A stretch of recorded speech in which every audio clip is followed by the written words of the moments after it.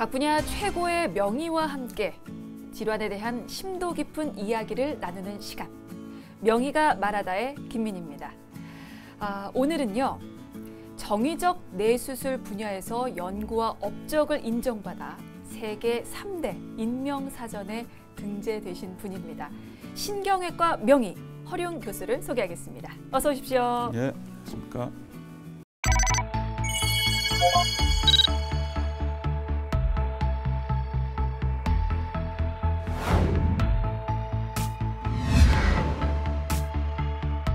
신경외과는요, 신경계의 광범위한 치료를 담당하고 있어서 분야도 다뤄지는 질환도 굉장히 넓습니다. 그런데 세계 뇌정의 신경외과 학회 부회장직을 역임하셨는데요.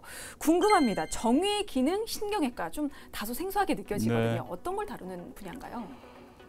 그래서 신경외과는 이제 분과가 한 7개 정도로 나뉘어져 있어요. 뭐 대표적인 게 척추신경외과가 있고, 그 대비되는 게 뇌신경외과인데, 뇌 쪽에서는 뭐 뇌혈관외과, 뇌종양외과, 그래서 각각 그 전문적으로 보는 분야들이 있는데, 예를 들어서 뇌혈관이나 뇌종양은 뇌에 구조적인 문제가 생겨서 어떤 그 문제를 일으키는 질환들을 수술로 치료하는 분야고요.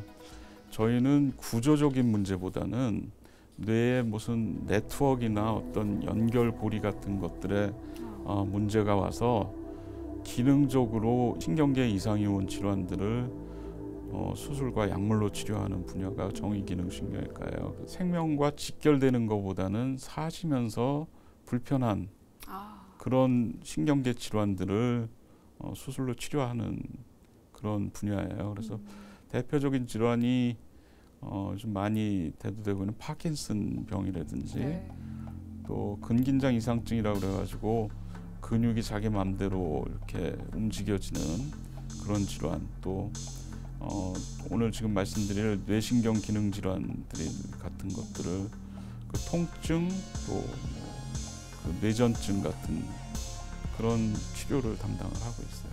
알겠습니다. 이게 사실은 뇌가요, 생명뿐만이 아니고 사람 다음에 핵심인 곳이거든요. 네, 그래서 뇌 수술이 필요하다라고 얘기를 들으면 약간 머뭇하게 되고 주저하게 됩니다. 근데 모든 수술 치료가 다 중요하겠지만 뇌 그리고 이 뇌 신경과 관련된 그 역할은요 굉장히 막중하고 복잡하기 때문에 더 섬세하고 예민하게 다뤄져야 하는데요.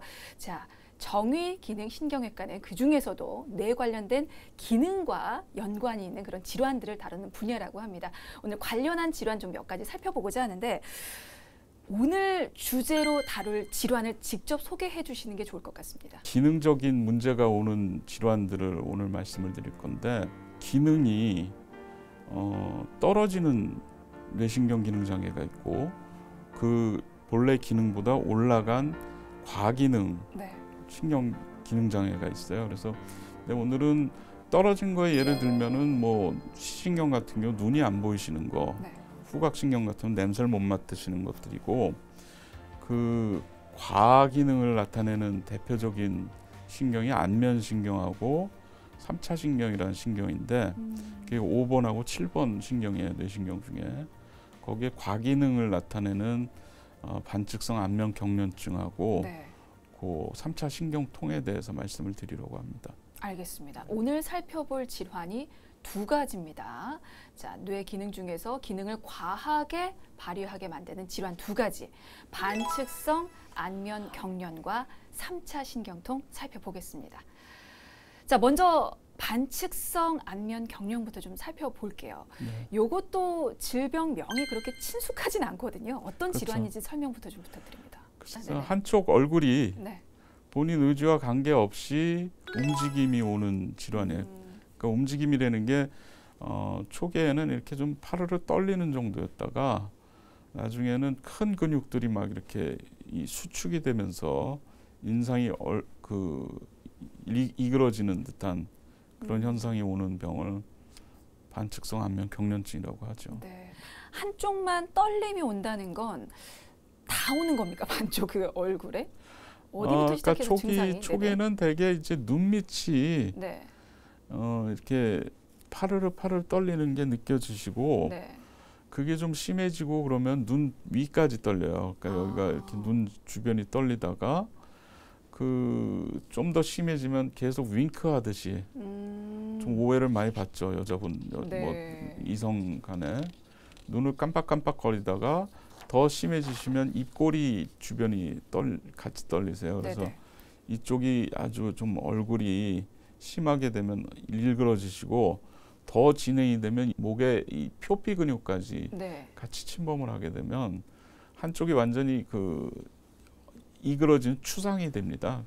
그 정도까지 진행이 되는 거죠. 근데 눈에서부터 시작한다고 말씀을 하셨습니다. 네. 그거는 초기 단계겠죠? 대부분 그렇죠. 그때는 발견하기가 힘들겠어요. 눈 주변에서 먼저 시작되는 경우가 한 90%고요. 네. 드물게 한 10%에서는 입 주변에서도 시작을 해요. 그렇군요. 근데 흔히 말하는 눈떨림, 뭐 우리들이 그 피곤하거나 그 잠을 못 잤다거나 뭐 좀 전해질 불균형이 왔을 때 눈밑이 파르르 떨리는 경우들이 있는데 네네. 그런 경우는 본인이 잘 인지를 못해요. 그리고 불편감이 그렇게 많지가 않고 네. 주변에서들 많이 얘기하잖아요. 그 마그네슘 먹으라. 맞아요. 그러니까 마그네슘은 무슨 작용을 하면 근육을 안정시키는 작용을 해요. 반측성 안면 경련증에 의한 떨림은 그런 약을 드셔도 좋아지지가 않고 푹 자도 좋아지지가 않고 증상이 점점 이렇게 퍼져나가는 듯한 그런 현상이 오죠. 그러니까 눈 주변에만 있을 때는 원인 요소가 되는 게 해결이 됐음에도 불구하고 계속 진행이 된다 그러면 네네. 반측성 안면 경련증을 의심해 볼 필요가 있어요. 그 자체가 또 굉장한 스트레스가 될 것 같아요. 그렇죠. 그게 또 악화의 어떤 요인이 되지 않을까 싶은데 어떤 상황에서 좀 이런 진행 속도, 진행 경과가 더 심하게 오는지도 궁금한데요. 집중을 해야 될 때 무슨 독서를 한다든지 운전을 하려고 그럴 때 뭔가 집중을 할 때 더 떨리고요. 또 처음 보는 분들 이렇게 첫 대면을 할 때 좀 긴장을 하게 되면 증상이 심해지고요. 사람들 많이 대하시는 분들은 아주 직업적으로도 아주 상당한 그 제약을 받으실 수가 있을 거예요. 네, 결과적으로 이 질환 때문에 뭐 우울증이라든지 대인 기피증으로까지 연결이 될 수도 있겠다라는 생각이 드네요. 그렇죠. 네. 네. 근데 문제는요. 이 반측성 안면 경련의 환자 수가 매년 증가세에 있다라고 합니다. 건강보험심사평가원 결과를 보니까요. 2014년부터 5년간 23%나 그 수가 증가했다고 해요. 최근에 이 환자 발생 추세를 좀 여쭤보고 싶어요. 그래서 어느 층에서, 어느 연령에서 많이 발생을 하는지. 55세가 피크 에이지예요. 그러니까 네. 제일 발생이 제일 많이 되시고 여성분에서 조금 많고요. 네. 한 1.5배 정도 남자보다 많고 왼쪽이 좀 오른쪽보다 1.2배 정도 많은 걸로 돼 있고요. 고령화 세대도 있고 그리고 전에는 이게 그냥 불편감을 참고 지내는 경우들이 많았었는데 이거를 바로 병원으로 오시는 경우들이 많아진다. 그런 추세가 있기 때문에 앞으로도 계속 증가는 될 거라고 예측이 되죠. 그렇군요. 네. 치료법으로 수술 얘기 지금 자주 하시는데요. 네. 치료법으로는 수술만이 답인가요? 아니면 다른 치료법들도 더 있습니까?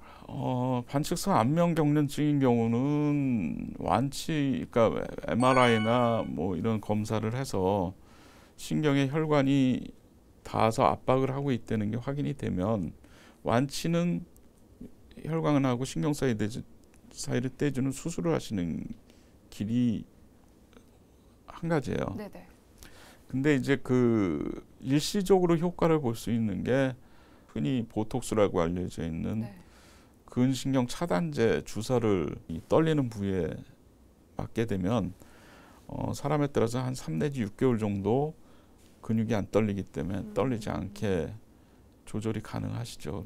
그렇지만 이 보톡스의 효과가 떨어지게 되면 다시 떨리시죠. 그러니까 보톡스가 혈관하고 신경 사이를 떼주는 작용을 하는 게 아니라 네. 신경이 근육을 움직이게 해서 떨리는 거거든요. 네네. 그러니까 신경이 가서 그 명령을 전달을 못하게 하는 작용을 하는 거예요, 보톡스는. 근데 그 기간이 길면 6개월, 짧으면 한 3개월 정도 되신다는 거예요. 다시 돌아오는 거군요. 네. 네. 그러니까 계속 진행이 되는 질환이기 때문에 결국에는 수술이 정답일 수가 있겠네요. 그렇죠. 네. 알겠습니다.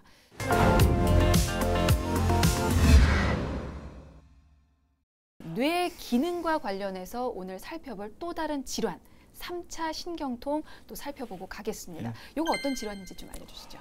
3차 신경통은 한쪽 얼굴이 아픈 거예요. 네. 그러니까 이거 뭐 반측성 안면 경련증처럼 말씀드리면 반측성 안면통이라고 할 수 있죠. 그러니까 그거를 이제 3차 신경통이라고 그러는데 그 아까 말씀드린 안면신경은 얼굴을 움직이게 하는 운동신경이고 그게 뇌에서 나오는 뇌신경 중에 7번 신경이고 3차 신경은 양쪽으로 그러니까 좌우로 나오면서 얼굴의 감각을 담당하는 신경이에요. 그래서 그 3차라는 이유가 세 신경이 이렇게 교차를 돼서 나오는데 이마, 뺨, 턱으로 이렇게 세 갈래로 나오는 3차 신경. 그 신경의 기능은 얼굴의 이 분지에 따라서 감각을 담당을 하는 신경이죠. 그래서 그 부분에 과기능이 오면 아까 그 안면신경처럼 운동신경에 과기능이 오면 본인이 원치 않는 이렇게 운동, 떨림이나 이렇게 찌그러짐 그런 걸로 나타나지만 감각신경의 과기능으로 나타나는 건 통증으로 나타나는 거예요. 그래서 이 뇌신경 기능 장애가 과기능과 이 그 저기능으로 나눌 수가 있는데 과기능의 대부분의 그 원인은 신경에 대한 혈관의 압박이에요. 근데 그 신경도 이 중추신경계하고 말초신경계로 이완되는 부위가 있어요. 뇌에서 나오고 뇌에서 들어가야 되기 때문에 이 신경이 근데 그 뇌에서 나오는 부분이나 뇌로 들어가는 부분은 이 중추신경계하고 말초신경계로 이완이 되는 부위라서 상당히 이 생리학적으로 불안정한데요. 그래서 그 부분에 혈관이 닿았을 때만 떨림이나 통증이 나타나는 거죠. 그래서 3차 신경통은 한쪽 얼굴이 아픈 병을 3차 신경통이라고 하는 거예요. 그러면 원인은 어쨌거나 그 3차 신경이 눌려서 생기는 거군요. 혈관에 의해서. 네. 그러면 그 눌리는 원인은 어떤 것들이 있겠습니까? 제일 많은 건 이제 그 주변에 있던 혈관이 그냥 예를 들어서 이게 신경이면 혈관이 이렇게 있다가 지가 이렇게 간 거예요. 혼자 알아서? 네. 신경이 움직이진 못하니까 그렇죠. 혈관은 그래도 요 공간이 있기 때문에 이렇게 가서 움직여서 운 없이 요 아까 말씀드린 그 부분에 가서 닿아서 얘를 자극을 하는 거예요. 아무것도 얘가 여기 있던 게 왜 이렇게 가게 하는지는 알 수가 없고. 근데 또 재밌는 거는 이 서양인 쪽에서는 3차 신경통이 많고 저희처럼 동양인에서는 반측성 안면경련증이 많아요. 그건 두개골 구조 때문에 그런데 서양 사람들은 앞뒤로 길잖아요. 우리 동양 사람들은 옆으로 좀 그러죠. 그게 신경이 눌리기가 좋게 3차 신경은 요렇게 된 사람들이 좀 눌리기가 좋고 안면신경은 요렇게 된 사람들이 좀 그 근거가 있습니까? 있어요. 있어요? 그래서 그거를 이탈리아에서 발표를 했어요. 그 두개골의 구조 때문에 서양에서는 3차 신경통이 많고 이쪽에서는 아시아 쪽에서는 반측성 안면경련증이 많다. 두개골의 구조의 영향으로도 발생할 수가 있다라는 말씀이셨어요. 그렇죠. 그 3차 신경통이 그 감각신경을 담당하는 3차 신경이 눌려서 생긴다고 하셨어요. 그러면 대표적인 증상이 통증일 텐데 사실 3차 신경통 얘기하면서 통증 얘기를 안 할 수가 없습니다. 한쪽만 아프다는 거. 왜냐하면 양쪽으로 나오지만 양쪽 3차 신경이 같이 눌리는 경우는 그렇게 많지가 않기 때문에 한쪽이 아프고 그리고 이게 하루 종일 아픈 게 아니고 이 간헐적으로 아팠다 안 아팠다 이렇게 와요. 확 쏘고 간다고요. 날카롭고 뭐 흔히 칼로 베는 것 같고 뭐에 찔리는 것 같고 그런 통증이 지속적이지 않고 간헐적으로 오는 게 한쪽 얼굴에 오는 게 특징이고 또 하나는 뭐 어떤 행동에 의해서 이 통증이 아주 증폭이 돼요. 제일 대표적인 이 칫솔질이라든지 네. 또 말을 한다든지 뭐 씹는다든지 그럴 때 통증 유발이 아주 심하게 되고요. 이마, 뺨, 턱으로 가는데 요 분지를 따라서 아파요. 대개 뭐 2분지만 아프면 뺨 쪽만 아프시고 네. 3분지면 턱 쪽이 아프시고 요 2, 3이 같이 아픈 경우도 있고요.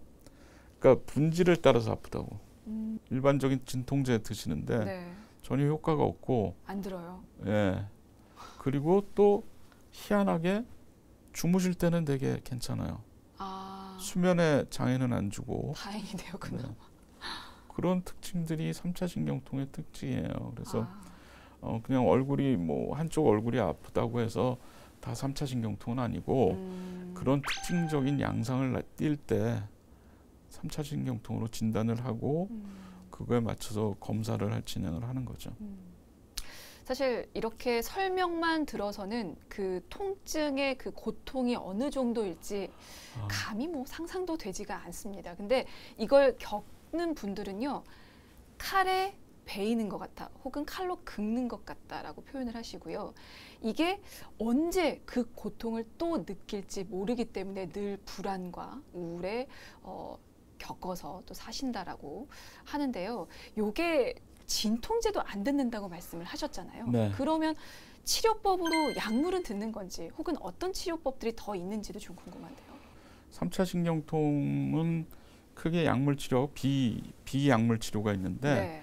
약물 치료는 항전간제를 쓰면 그 작용이 뭐냐면 신경의 민감도를 떨어뜨리는 거예요. 그래서 자극을 받아도 신경을 못 느끼게 하는, 그러니까 신경이 못 느끼게 하는 그런 작용을 하는 그런 항전간제를 쓰면 한 85%에서 90%는 효과가 있어요.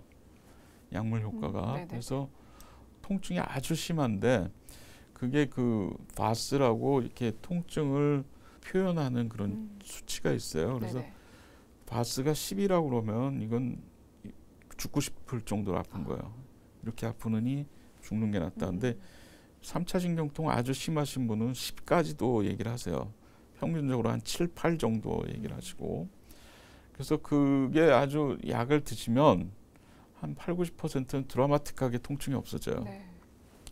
단점은 고혈압이나 당뇨처럼 계속 약을 드셔야 된다는 게 단점이고 그거에 따르는 이제 수반되는 게 약에 대한 부작용이나 좀 붕 뜬 것 같고 어지럽고 또 이렇게 좀 기억력 감퇴도 오시고 그런 거를 또 경험을 하시는 분들이 있어요.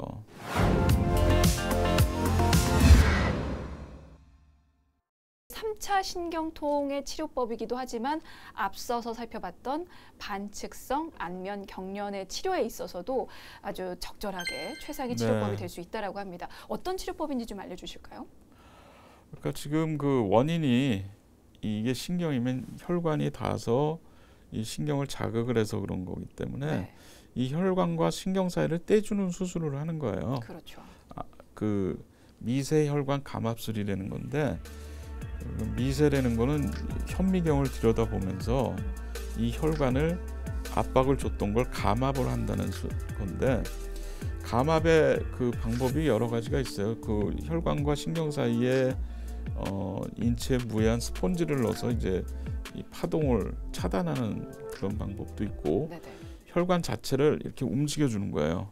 이렇게 있는 거를 이쪽으로 돌려놓게 하는 혈관 치환술 같은 것도 있고 그런 건 이제 수술 시야에서 저희가 선택을 해서 하고 가장 많이 하는 거는 이제 혈관하고 신경 사이에 스폰지를 집어넣는 테플론이라는 그런 인체 무해한 스폰지를 집어넣는 걸 많이 하는데 상당히 치료 효과는 높고요. 그 제일 걱정하시는 것들이 이제 수술에 의한 합병증이신데 이게 전신 마취를 해야 되고 수술 시간이 뭐 3시간 내지 4시간을 잡아야 되기 때문에 거기서 올 수 있는 모든 뭐 마취 부작용, 뭐 혈관 손상 뭐 그런 것들은 다 올 수가 있지만 그렇게 높진 않아요. 대개 한 1% 정도고 가장 많이 오는 거는 안면신경 사이에 청신경, 듣는 신경, 8번 신경이 지나가요. 그래서 청신경 손상이 오는 경우가 가장 많은데 그게 한 3% 정도 돼요. 그러니까 한쪽 귀가 잘 안 들리게 되는 경우가 한 100명 중에 한 3분 정도 올 수 있는 게 가장 많은 합병증이고 네. 치료 효과는 완치 이후는 3차 신경통 반측성 안면 경련증 대부분 93에서 95% 정도 돼요. 네. 그러니까 완치라는 건 이제 재발 없이 끝까지 사신다는 거고 치료 효과가 즉각적으로 3차 신경통 같은 경우는 수술하자마자 대부분 통증이 없어져요. 대신 한 5에서 10%는 천천히 없어지는 경우가 있고요. 그건 약물을 병행하면서 이제 점점 없어지는 경우가 있고 반측성 안면경증 아까 말씀드렸듯이 한 20%에서는 6개월에서 1년에 걸쳐서 천천히 없어져요. 네. 완치되신 분 네네. 중에 80%는 즉각적으로 없어지고. 네, 뭐 이렇게 부작용 없이 모두 즉각적인 효과를 보실 수 있다면 너무나 좋을 것 같은데요. 얼마나 많은 분들이 이 얼굴에 즉각적으로 나타나는 고통, 운동, 이 기능상 이상 때문에 많이 힘들어 하실지 모르겠습니다. 오늘 그 대표적인 두 가지 질환 살펴봤는데요. 끝으로 이 질환들로 고통을 겪고 있는 환자분들에게 당부 한 말씀 남겨주신다면요. 가장 중요한 거는 원인되는 것을 빨리 확인을 하셔야죠. 그래서 그게 혈관 압박이라고 하면 완치될 수 있는 방법이 분명히 존재를 하기 때문에 치료법을 빨리 선택하시는 게 이 서전 외과 의사 입장에서는 그게 가장 중요한 것 같고요. 제대로 된 치료를 받으시면 이런 통증이나 또 반측성 안면경련증 같은 건 사회생활이라든지 뭐 그런 거에 상당히 제약이 되시기 때문에 빨리 치료가 가능한 질환입니다. 네, 알겠습니다. 명의가 말하다. 오늘은 얼굴에 나타나는 고통스러운 증상에 관련된 두 가지 질환에 대해서 살펴봤습니다. 반측성 안면 경련증과 3차 신경통이었는데요. 도움 말씀에 신경외과 명의 허룡 교수였습니다. 말씀 고맙습니다. 네.